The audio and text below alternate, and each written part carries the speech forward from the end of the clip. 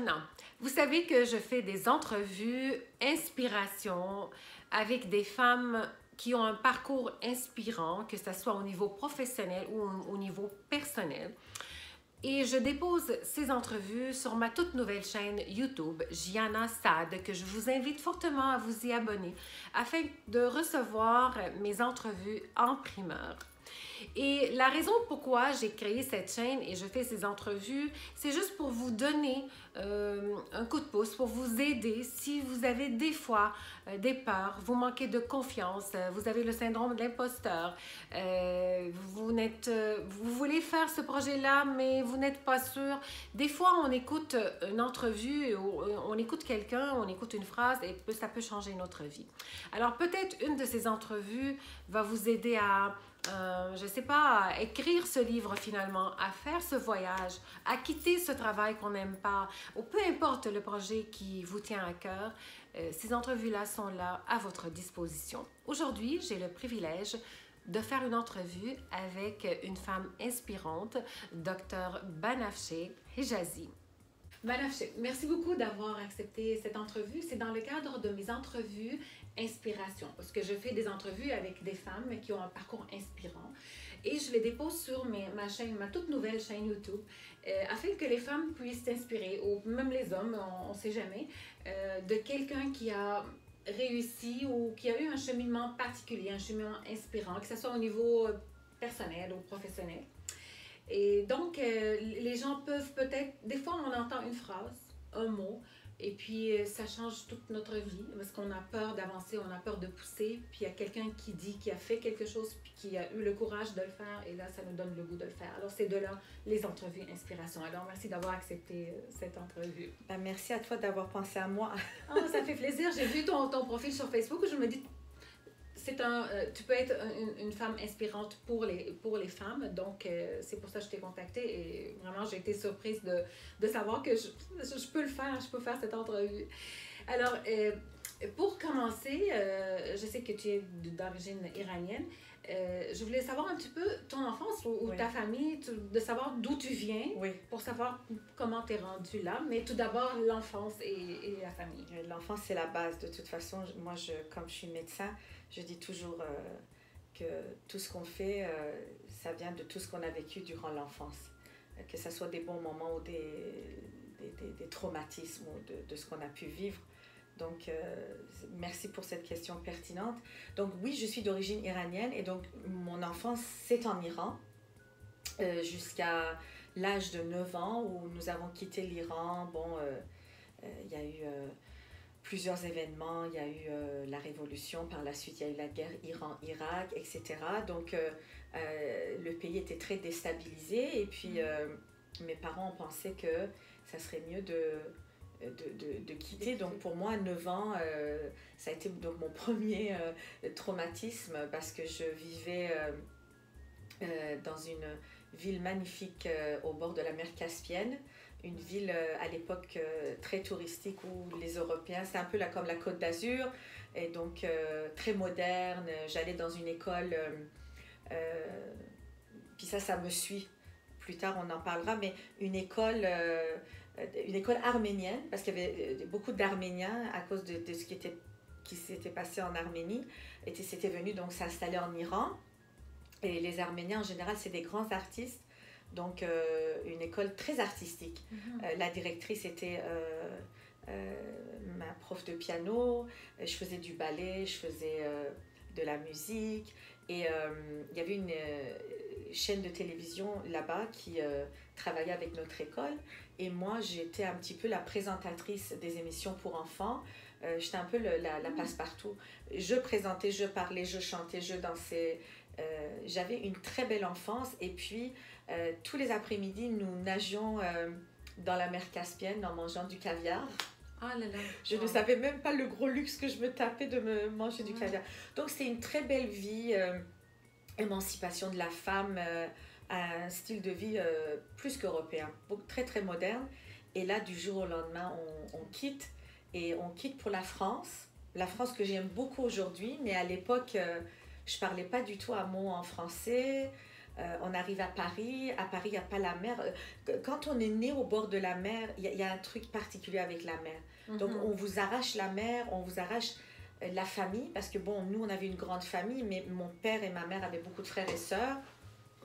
Il y avait aussi mes grands-parents. Moi, j'étais très attachée à ma grand-mère maternelle, que je voyais toutes les fins de semaine. Je la voyais tout le temps, j'étais tout le temps avec elle. Je l'aimais plus que ma mère.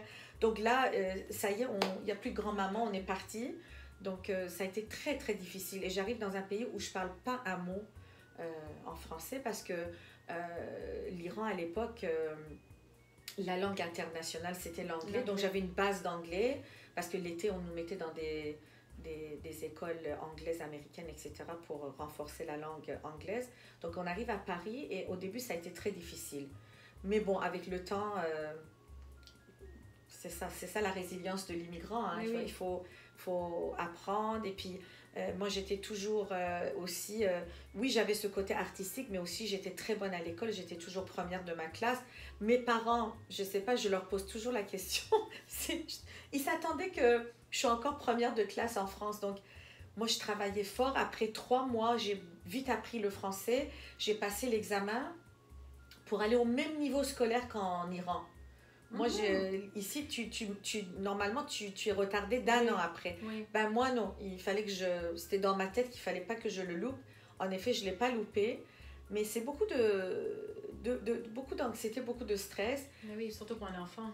Pour un enfant. Puis Paris, c'est pas toujours rose. Moi, j'adore Paris, mais bon, il y avait aussi les problèmes de racisme à Paris. Moi, j'étais dans la classe donc des nouveaux arrivés, des immigrants. On n'était pas toujours bien reçus. Et tu as passé combien de temps là-bas? J'ai passé quand même 7 ans en France. Donc, on a vécu à Paris. Après, on est allé dans une très belle ville qui s'appelle Angers, dans le Maine-et-Loire, où c'était beaucoup plus calme et sympathique. J'ai de très bons souvenirs. D'ailleurs, la France, honnêtement, à chaque fois que je peux repasser, même si je dois aller voyager ailleurs, j'essaie de retourner en France. J'ai quand même des cousins aussi, j'ai quelques cousins. Parce que nous, quand on a quitté, bon, il y a eu la guerre aussi, donc il y a des gens, ils ne voulaient pas que leurs enfants fassent la guerre, l'armée, excusez-moi, aille à la guerre. Donc, à cause de nous, grâce à nous, beaucoup de gens aussi de notre famille sont venus en France. Puis il y en a qui sont restés. Sauf que mes parents, après 7 ans, ils trouvaient que l'Europe, d'ailleurs on le voit au niveau crise économique, etc., le racisme aussi, etc., ils ont préféré qu'on aille en Amérique du Nord parce que c'était toujours, chez les Iraniens, c'est toujours l'Amérique du Nord, la terre où tout est possible. Oui. Et puis c'est vrai que on l'a remarqué. Puis bon, comme on était francophone, mes parents, en appliquant très rapidement, on a été immigrants reçus. Là, nous, on n'a pas eu ce truc de réfugiés ou... Donc, tu avais quel âge? Donc, je suis arrivée au Québec à l'âge de 15 ans. Okay. Et nous avons spécifiquement demandé d'être au Québec parce qu'on était francophone. Et donc, je suis arrivée à Montréal à l'âge de 15 ans. Bon, puis là, tu as continué les études. Oui. Et qu'est-ce qui a fait en sorte que tu as choisi ce que tu as choisi? Est-ce que tu voulais dès le début faire ce genre de métier ou est-ce que la vie t'a amené là? C'est coïncidence? C'est l'influence des parents? Je pense que c'est un peu tout, mais je dirais que depuis toute petite, j'aimais aider les autres. À un moment donné, j'avais emmené je me suis fait d'ailleurs prendre, j'étais puis ma mère est venue, elle connaissait la directrice, donc j'avais emmené des Tylenol à l'école, et puis je disais, qui est malade, je vais lui donner des acétamol. Puis là, les profs l'ont su, ils ont dit, écoute, Banafché, tu peux pas emmener comme ça des... Voilà, non, parce qu'il y a des enfants qui ont des allergies, il y a des enfants qui peuvent pas, il faut... Donc, mais j'avais ce côté, hein. Puis s'il y avait des enfants qui avaient des problèmes, je me suis fait frapper 2 fois par des enfants plus grands parce que là, on venait déranger les enfants. Puis moi, j'étais plus petite que ces enfants. Puis là, je disais, hey, pourquoi tu fais ça, mes amis, ça va pas. Je voulais protéger. Puis bon, je me retrouvais avec des claques. Bon, après, mes parents venaient parce que c'était quand même des actes violents, hein, parce que je voulais toujours aider, protéger. J'avais déjà ça en moi. Oui. Mais comme en Iran, j'avais eu ce virus de cette école arménienne artistique où il y avait l'art et les sciences, ben, j'aimais aussi les arts. Donc, ça a toujours été un débat. Comme fille migrante... Les arts et la science. Ouais. qu'est-ce que je fais? Parce que là, mes parents, quand ils venaient en France à l'école, ben, j'avais les meilleures notes en français, en rédaction. Ça faisait même pas 2 ans que j'étais en France, j'avais gagné un prix de la poésie. Puis les gens, ils en revenaient pas, ils disaient, mais elle, ça fait 2 ans qu'elle parle français, puis elle écrit des poèmes, au point de gagner un prix comparé avec d'autres petits Français. Donc, j'avais quand même ce talent pour l'écriture. Mais bon, je me suis dit, j'aime les deux. Est-ce que je peux étudier les arts et après faire les sciences? Non, c'est trop tard. Est-ce que je peux faire les sciences puis peut-être voir un petit peu après si je peux prendre des cours à l'université? Je me suis promis ça parce que même mon père un jour il m'a dit oui, oui, ça tu peux le faire. Puis je dis oh papa tu vas voir ça va pas marcher parce que quand je vais finir en médecine j'aurai pas le temps. Il m'a dit si tu veux vraiment tu vas le faire. Puis en effet donc j'ai choisi puis j'étais chanceuse aussi. Je suis rentrée directement du cégep. Moi, je suis allée dans un cégep où il n'y avait pas de vie sociale. Moi, je suis allée à Brébeuf. Ah oui. Le fameux cégep Brébeuf où là aussi, j'ai eu d'autres stress post-traumatiques parce que il n'y avait pas de vie sociale. Là, il fallait étudier. Les notes étaient importantes. Finalement, première, deuxième, troisième session, c'est là que tu dois performer. Et puis, si tu ne performes pas, bon. Tu peux pas retourner. Ouais, puis là, après, il faut que tu ailles à l'université faire un bac, une maîtrise, à chaque fois réappliquer pour la médecine. Nous, on était 175 élèves en médecine, on était 25 du cégep. Donc, tous les autres, ils avaient dû aller faire d'autres chemins, d'autres parcours. Donc, c'est sûr, tu essaies de faire de ton max au cégep. Je l'ai fait, j'ai été chanceuse, mais encore là, quand tu as 19 ans, même pas parce que à cause de la France, j'avais sauté une année ici, et que tu te retrouves dans une classe, parce qu'à l'époque, il n'y avait pas le pre-med. Donc, je me retrouve dans une classe, on est 170 à peu près. On est 20-25 cégepiens. J'ai des gens avec bac, avec maîtrise, avec doctorat. J'ai une femme avocate qui a 35 ans, décide de devenir médecin et qui se retrouve avec nous. C'était une drôle de salade. Hein? Donc nous, on était là dans l'amphithéâtre. Le prof, il disait des choses. On essayait d'écrire des notes. Je ne sais pas si du cégep en médecine, c'est une bonne idée. C'est trop... Là, ils ont mis le pre-med, c'est un peu différent. Je pense, au moins la première année, tu es avec des gens de ton âge, je pense. Mais moi, mais c'est bon que tu as persévéré malgré ce cégep directement à l'université en médecine. Ouais. Ça a demandé beaucoup, j'imagine. Et déjà, tu as eu le stress post-traumatique du cégep. Est-ce que tu as vécu la même chose à l'université aussi? Oui. Moi, les 3 premières années, le temps que je grandisse, là, parce que j'étais une jeune, moi j'étais immature. Malgré qu'à l'entrevue, la psychiatre, parce qu'il y avait des psychiatres qui faisaient des entrevues à l'époque, m'avait trouvée hyper mature. Parce qu'après, je suis allée... j'avais un cours avec elle plus tard, puis moi je l'adorais cette femme-là. Puis je lui ai dit, est-ce que vous vous rappelez de moi? On avait fait l'entrevue, mais comment je peux t'oublier? Tu avais eu la meilleure note. Mais il faut dire aussi que j'essayais aussi de me montrer très mature, hein, parce que je voulais rentrer en médecine, T'avais quel âge? J'avais même pas 19 ans. Elle m'avait trouvée hyper mature avec ce que je disais. C'est pas que je mentais, je voulais vraiment être comme ça. Et je voulais leur montrer que j'étais mature. Puis bon, ça avait été très apprécié, etc. Mais je vais vous dire, hein, quand on est immigrant, puis que de l'Iran, tu pars en France, on était à Paris, après on était allé en province, puis j'ai changé plusieurs fois d'école, puis après j'ai fait quand même 2 grandes immigrations. On grandit très vite. Ça doit. Je pense que je l'avais cette maturité, mais je m'en rendais pas compte. Que j'étais, je pense probablement à l'âge de 12-13 ans, j'étais déjà rendue très adulte. Mais c'est ce que les gens qui vivent dans des pays comme moi, j'ai vécu la guerre aussi au Liban, ça nous donne un caractère aussi résilient. Après tout ce que... Est-ce que tu as vécu la guerre Non, moi j'étais très chanceuse. Par contre, mon père voulait que chaque année on aille en Iran pendant la guerre. Nous allions là. Moi je le dis toujours, mais comment ça on allait? Parce qu'ils c'était 7 frères et sœurs. Puis bon, l'excuse toujours c'était la guerre c'est au sud de l'Iran, nous on va au nord de l'Iran. Ben oui, mais il y a eu des places qui ont été bombardées quand même. Puis j'ai par contre été témoin de la misère des gens. Tu as vu, alors il y a eu 2 ans où nous remplions nos valises en plus des autres cadeaux parce qu'on se sentait tellement privilégiés que toutes ces années qu'on allait en Iran, mon père et ma mère dépensaient. Puis même moi, j'achetais des cadeaux pour mes amis, pour mes cousins parce qu'on avait cette culpabilité que nous, on n'était pas là.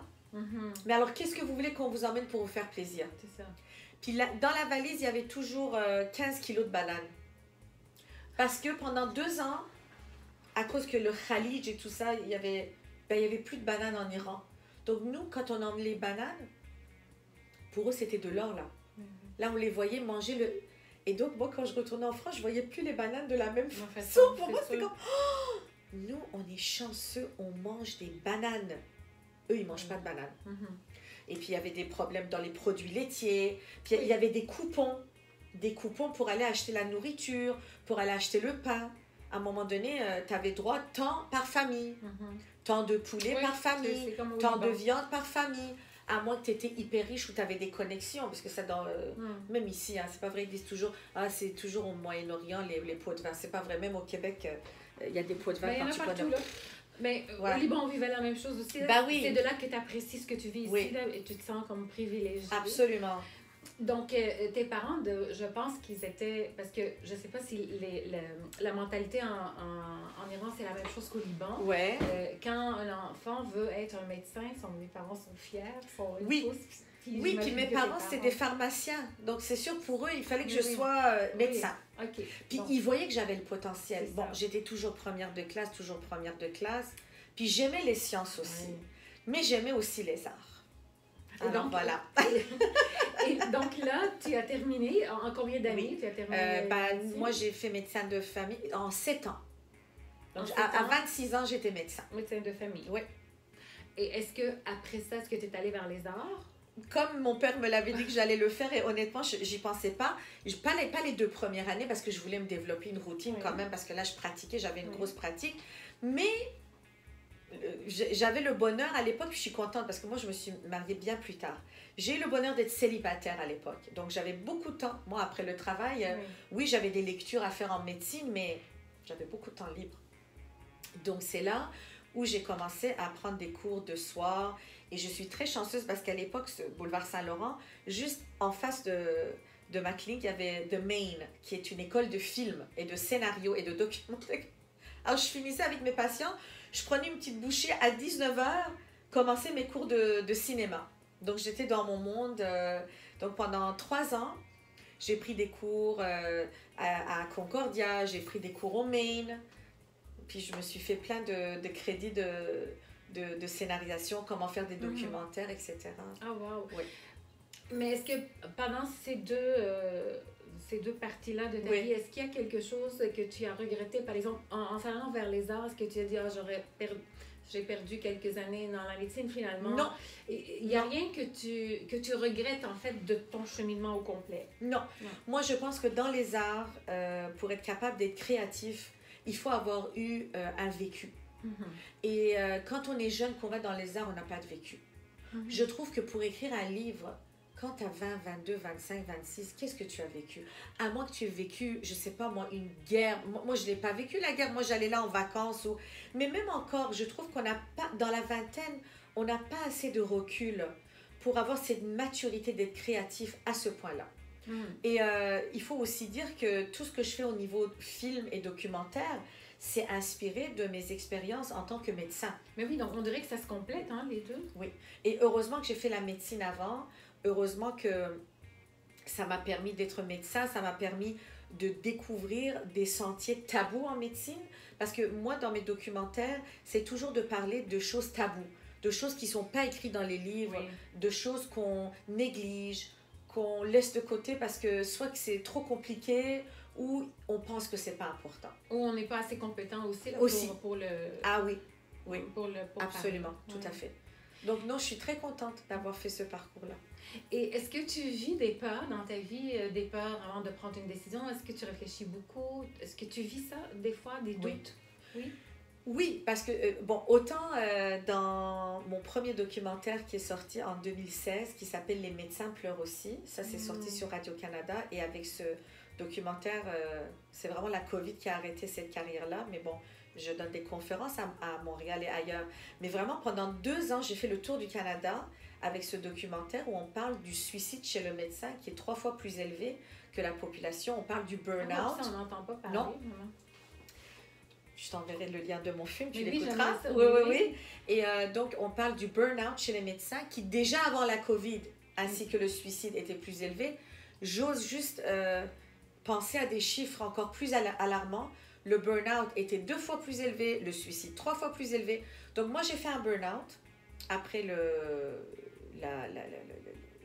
l'accouchement de mon premier enfant, mon fils, mais ce n'était pas un postpartum, ce n'était pas une dépression postpartum du tout. C'était vraiment un burn-out relié à mon travail. Parce que le baby blues, c'est hormonal, ça, non, pas du tout. Moi, et puis j'ai été quelqu'un de très chanceuse, je suis quelqu'un qui va vite consulter.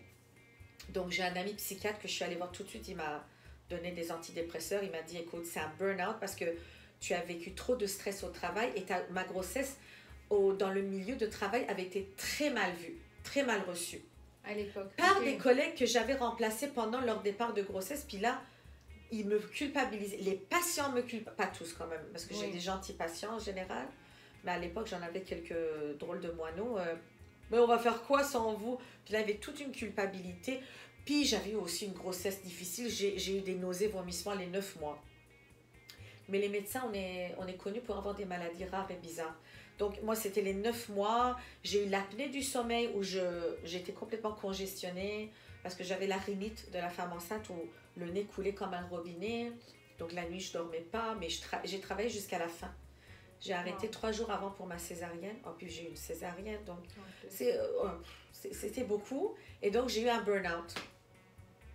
Et donc, et là, je me suis intéressée au sujet pour différentes raisons, parce que j'ai eu aussi autour de moi des suicides de collègues et d'étudiants. J'étais comme, oh, mais qu'est-ce qui se passe?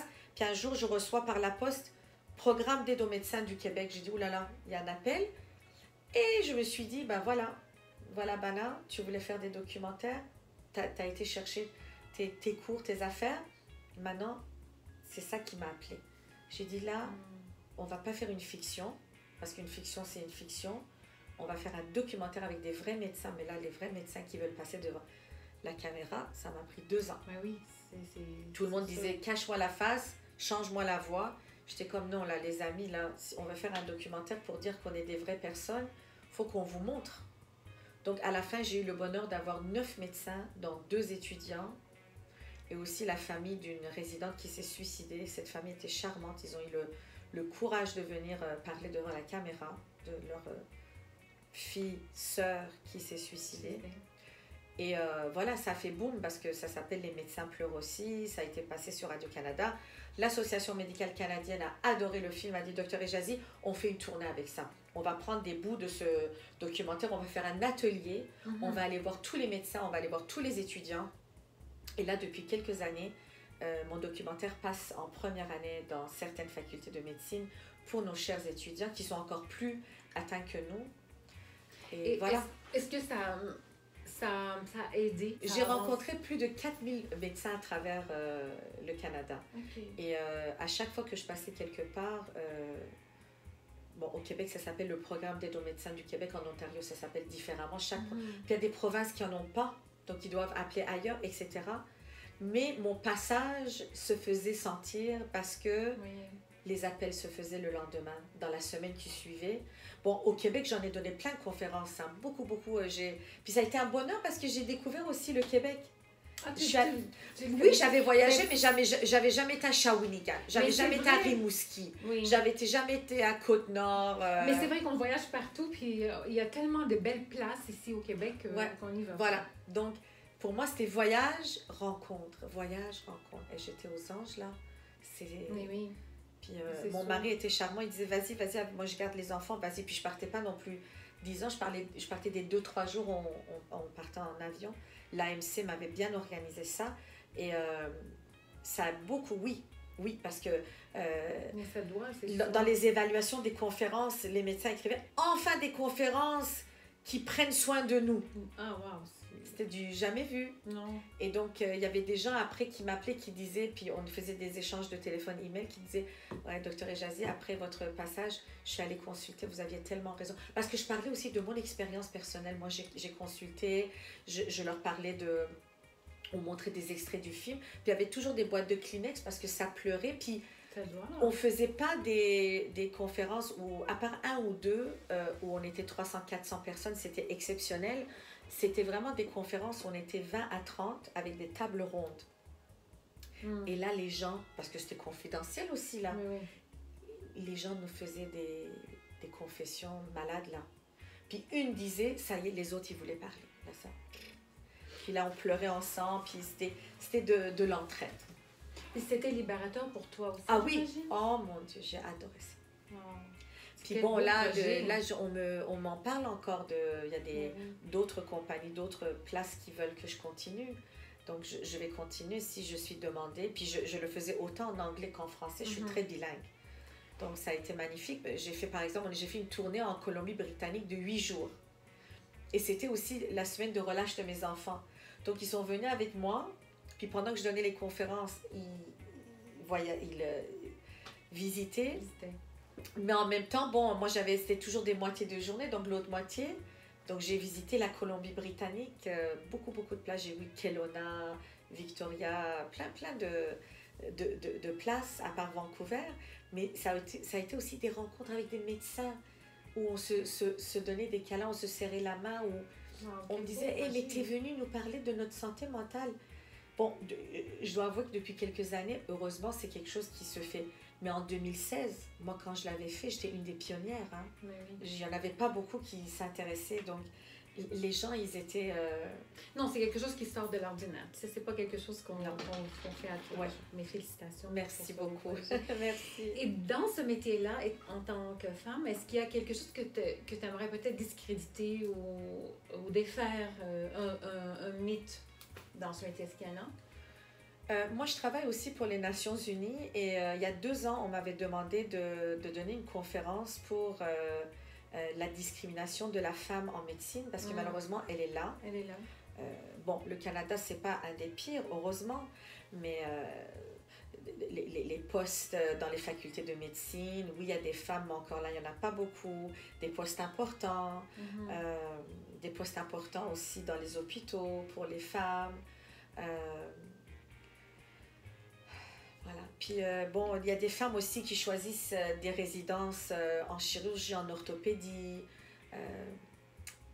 C'est pas encore tout à fait bien installé, je vais vous dire. Mais c'est mieux qu'avant, mais je pense qu'on a encore du chemin à faire. Oui, puis il y a aussi le harcèlement sexuel. Le harcèlement sexuel existe en médecine. Ça existe. Moi, j'ai été victime d'harcèlement sexuel. Donc, ça prend un documentaire.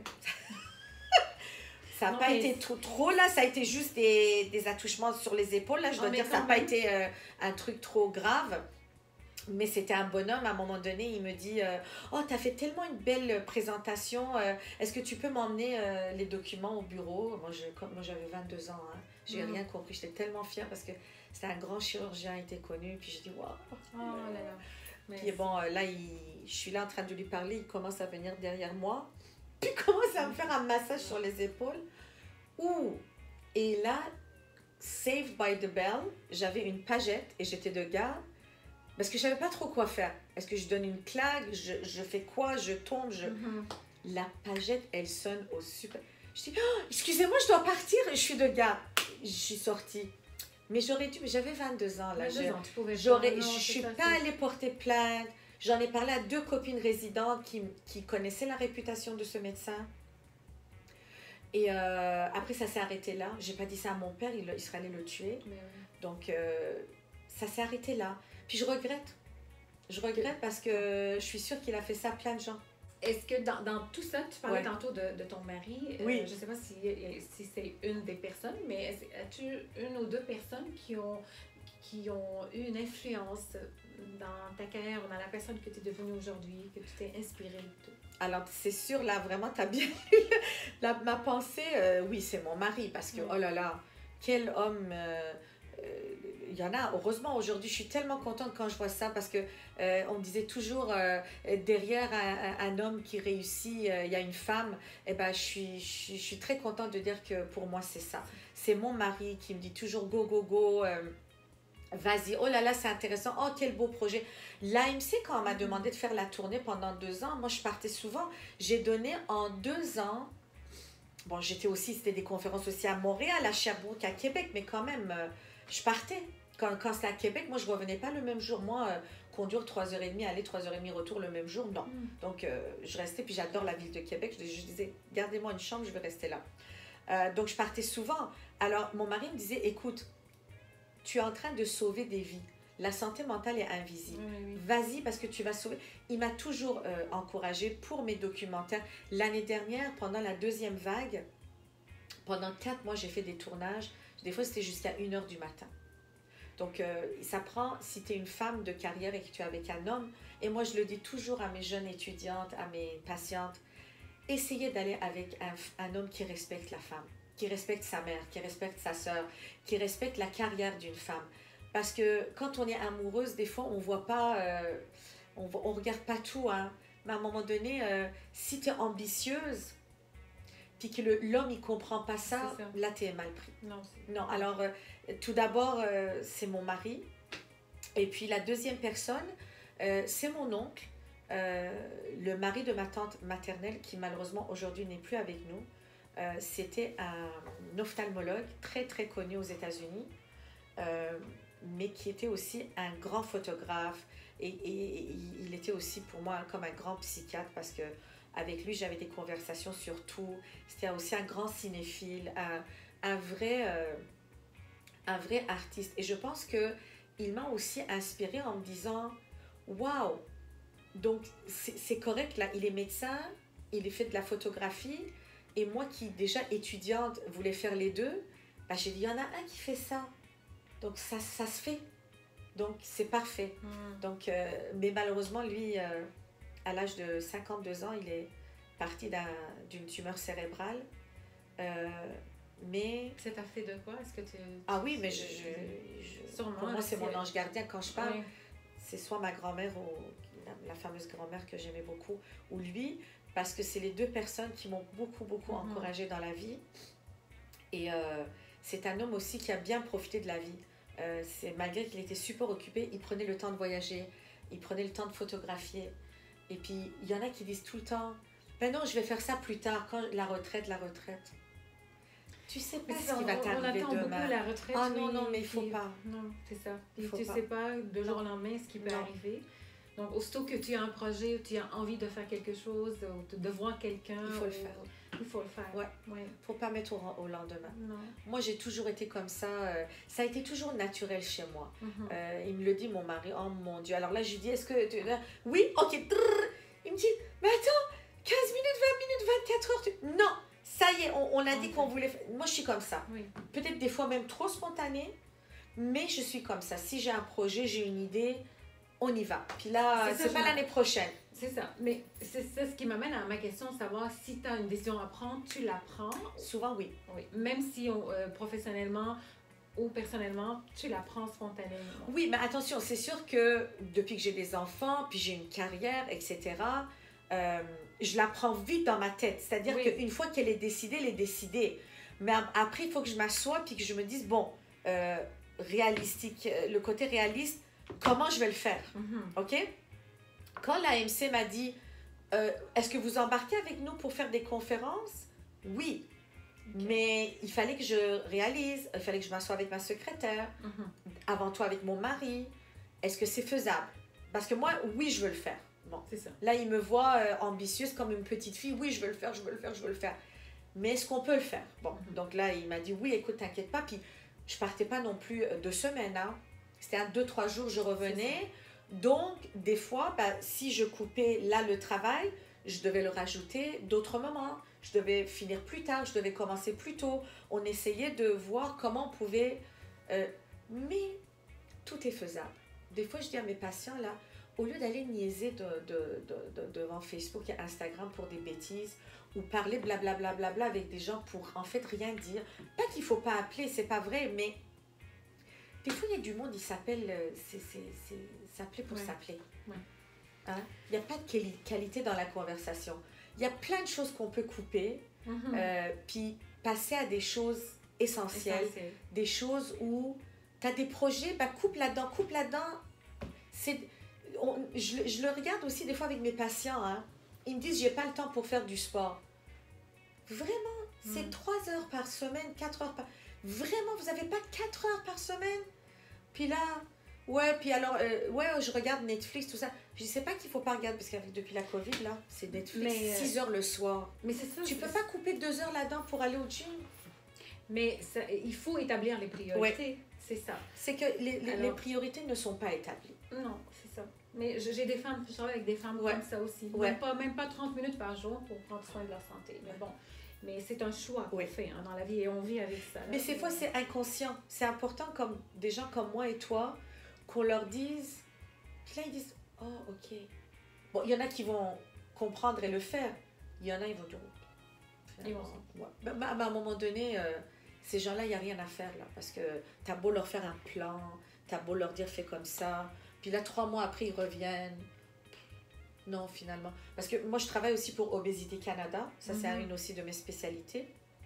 Étant donné que on sait que l'obésité aujourd'hui est reconnue comme une maladie chronique. Oui. Et ça donne plus de 240 maladies physiques et mentales. Donc moi, je fais beaucoup de conférences, j'assiste beaucoup à leur comité national. On a aussi de très bons outils, médicaments, tout. En tout cas, on a beaucoup de choses qu'on peut faire. Puis aujourd'hui, il faut arrêter de dire mange moins, bouge plus.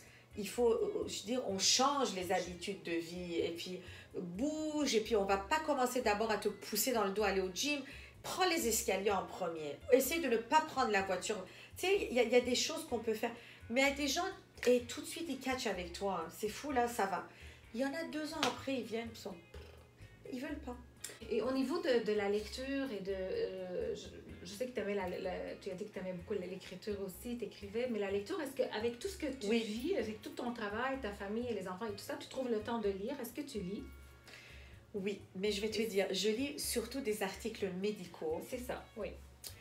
Les nouvelles, moi je suis une hypersensible. Les nouvelles, c'est mon mari. Mon mari est un fou des nouvelles. Le matin, il se lève tôt, je ne sais pas combien de journaux il va lire. Et il va me faire un résumé parce que les images aujourd'hui sont trop violentes. Par exemple, l'Ukraine, là, avec les enfants, puis on parle de qu'on leur fait ci, qu'on leur fait ça. Moi, je ne suis pas capable. Non, je ne suis pas capable.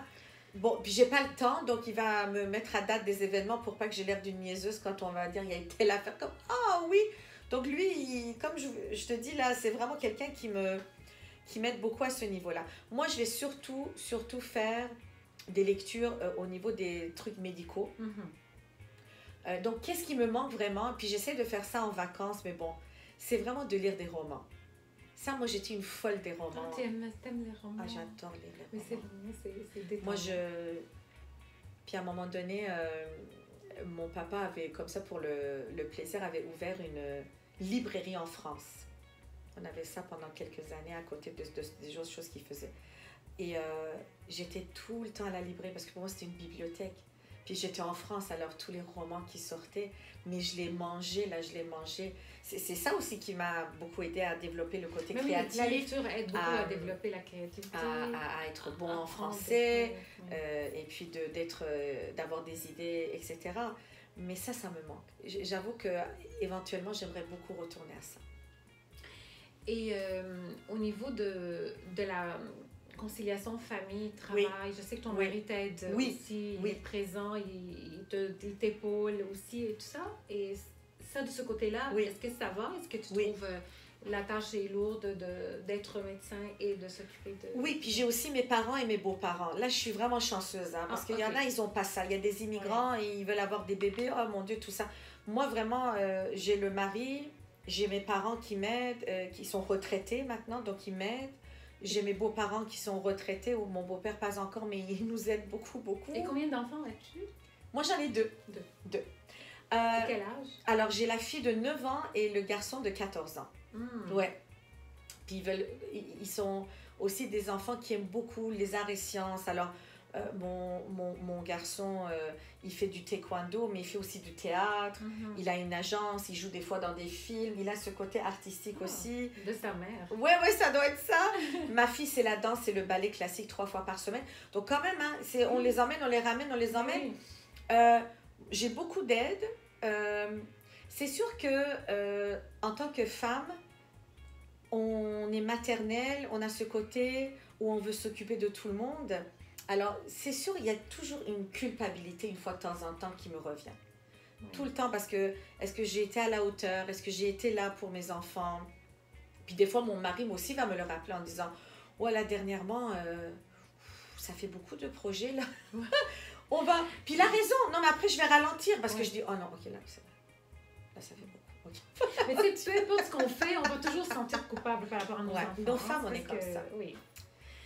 Et là, ça nous amène un petit peu à la fin de l'entrevue. Donc là, je t'écoute et je vois que tu es tellement inspirante, en fait, parce que tout ce que tu as fait, puis par tout ce que tu as vécu, et l'immigration d'un pays à l'autre et tout ça, et la médecine, les arts, les enfants.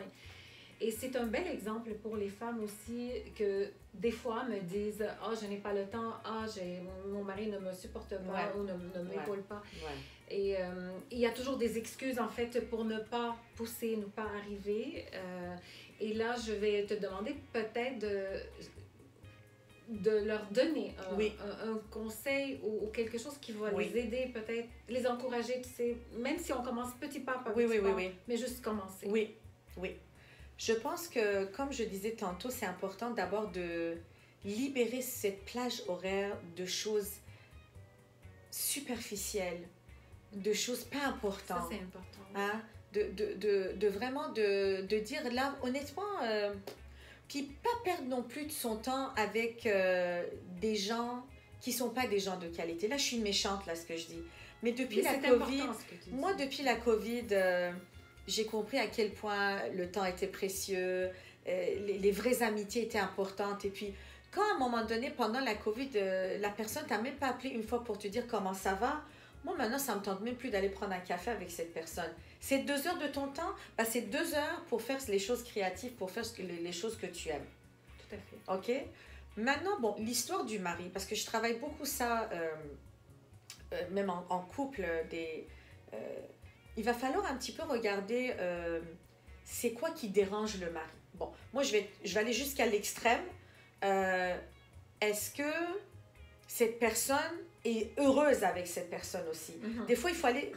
C'est dur, hein? C'est dur ce que je dis là. Moi, je ne suis pas du tout pro-divorce ou séparation. C'est pas ça. C'est qu'à un moment donné, je pense que si on a un projet qui est raisonnable... on n'est pas en train de dire, regarde, moi, je vais partir 1 an en Afrique du Sud. Là, j'ai envie d'aller... Tu sais, c'est des petits projets. Donc, je pense que c'est important, si c'est l'homme de ta vie, qu'il te supporte un minimum. Je te dis pas, moi, comme je dis, faut être là, il faut être à la maison. Moi, je fais la popote. Je fais pas ça tous les jours, mais je la fais. J'ai l'aide de ma mère, de ma belle-mère, de mon père, de mon beau-père aussi. Mais je la fais aussi, puis je suis là pour l'éducation des enfants. C'est important qu'on fasse des activités aussi. Dans les voyages, on essaie d'être tout le temps 24 heures ensemble. On essaie d'avoir une qualité. Parce que la quantité, finalement, si tu es une maman à la maison 24 heures sur 24, mais que tu es tellement déprimée que tu donnes même pas de temps à tes enfants, ça donne quoi? C'est mieux d'avoir une maman heureuse qui vient, qui est là 2-3 heures avec toi, puis qui est tout le temps heureuse de te voir, qui te prend, qui te câline, qu'une mère qui est là pendant 24 heures, puis c'est comme... Je suis même pas heureuse d'être avec vous, là. Je suis là parce que je dois être là. Là, c'est grave, là. Oui. Parce qu'on le voit aussi. Oui. Parce que quand toi, tu es bien, mais là, tu vas pouvoir aider les autres ou les autres vont se sentir bien en ta présence. Mais si toi, tu ne l'es pas en partant, tu peux pas... Mais il y a des mamans qui sont à la maison, hein, qui sont femmes au foyer, puis qui sont très heureuses. Moi, je leur tire mon chapeau, qui n'ont pas envie d'avoir des carrières, qui sont bien, puis qui donnent à leurs enfants. Mais là, si tu jongles entre carrière et... Moi, je dis toujours qu'il y a moyen. C'est juste, par contre, c'est important d'avoir un agenda. C'est important d'être organisé. Puis de se faire un plan. Puis d'enlever tout ce qui est superflu. Oui. OK? Parce qu'il y en a du superflu, des choses pas importantes. Mais oui, il faudrait vraiment, en fait, savoir ce qu'on veut vraiment. Oui. Peut-être des fois s'asseoir dans le silence. C'est ce que moi, ça m'a aidé beaucoup. Peut-être méditer, pas nécessairement la méditation comme telle, là, mais les réponses sont toujours dedans. Puis on ne peut pas tout avoir. Non, ça c'est clair. La femme qui veut tout, à un moment donné, mets tes priorités. C'est sûr qu'il y a des places où il faut couper. Mais oui. Il faut savoir où couper pour être heureuse. Moi, par exemple, je ne magasine pas comme des femmes qui font ça chaque semaine ou chaque mois. Moi, ça va être vite. Puis à un moment donné, j'arrive là, comme on dit, je niaise pas parce que je sais pas parce que tu as besoin, j'ai pas le temps. Donc, il y a des choses que j'essaye de faire moi-même. Bon, j'ai une coiffeuse, elle me fait la couleur une fois de temps en temps. Mais j'ai appris aussi... je parle des détails, hein, mais c'est important parce à un que ces moment détails-là donné, font perdre du oui, temps. mais à un moment donné, tu sais, je mets la couleur là, puis je suis chez moi en pyjama, je peux faire plein de choses. Je suis pas 2 heures au salon de coiffure. Oui. Je vais y aller à un moment donné parce que là, le blanc il sort et puis je suis pas capable de bien le faire au bout de 2-3 fois. Je l'appelle coucou au secours. Mais comme avec l'âge, on commence à avoir, moi c'est un truc de femme là, avec l'âge on a des cheveux blancs à toutes les 2-3 semaines. En tout cas moi c'est comme ça. Mais je n'ai pas le temps d'aller chez la coiffeuse à toutes les deux. Je peux pas aller dans un salon à toutes les 2-3 semaines. Parce que c'est vraiment 2-3 heures de perdu, ça, c'est sûr. Donc je le fais quand ça pousse un peu, le fais, puis après, à un moment donné, c'est catastrophe. Ok, on va y aller. On y va. Et ma dernière question signature que je pose souvent, qu'est-ce qu'on peut savoir sur toi, ou qu'est-ce que les gens peuvent savoir que cette information-là ne se trouve pas nécessairement sur les réseaux sociaux? Oh là là. Je peux dire qu'aujourd'hui, je me sens une médecin très communautaire.